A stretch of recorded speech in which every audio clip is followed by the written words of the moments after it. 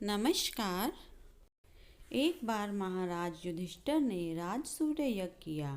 उस समय यज्ञ मंडप का निर्माण सुंदर तो था ही, अद्भुत भी था। वह यज्ञ मंडप इतना मनोरम था कि जल व थल की विभिन्नता प्रतीत ही नहीं होती थी। जल में स्थल तथा स्थल में जल की भांति प्रतीत होती थी।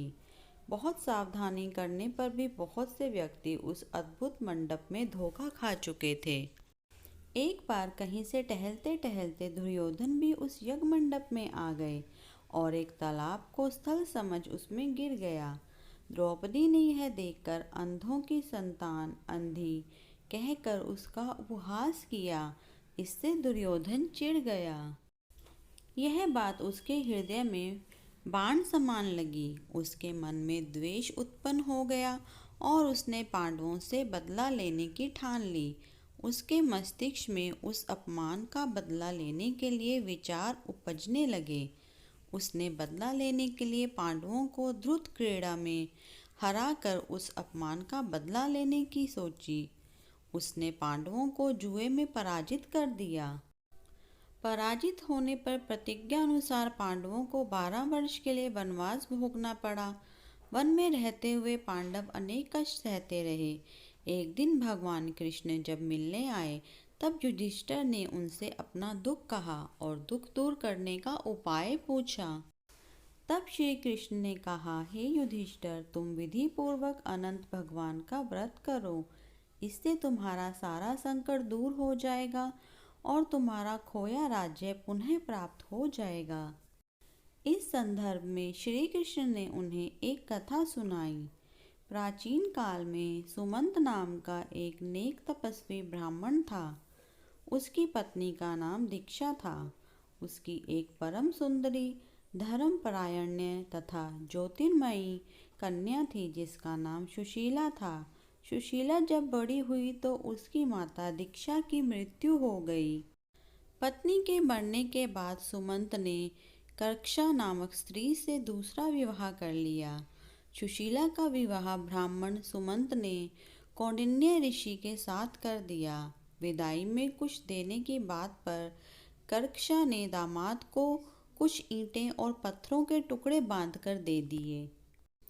कौंडिन्य ऋषि दुखी हो अपनी पत्नी को लेकर अपने आश्रम की ओर चल दिए, परंतु रास्ते में ही रात हो गई। वे नदी तट पर संध्या करने लगे।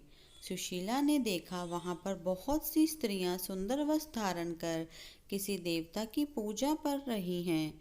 सुशीला ने पूछा कि उन्होंने विधि पूर्वक अनंत व्रत की महात्मा बताई। सुशीला ने वही उस व्रत का अनुष्ठान किया और 14 गांठों वाला डोरा हाथ में बांधकर ऋषि कौंडिन्य के पास आ गई। कौंडिन्य ने सुशीला से डोरे के बारे में पूछा तो उसने सारी बात बता दी। उन्होंने डोरे को तोड़कर अग्नि में डाल दिया।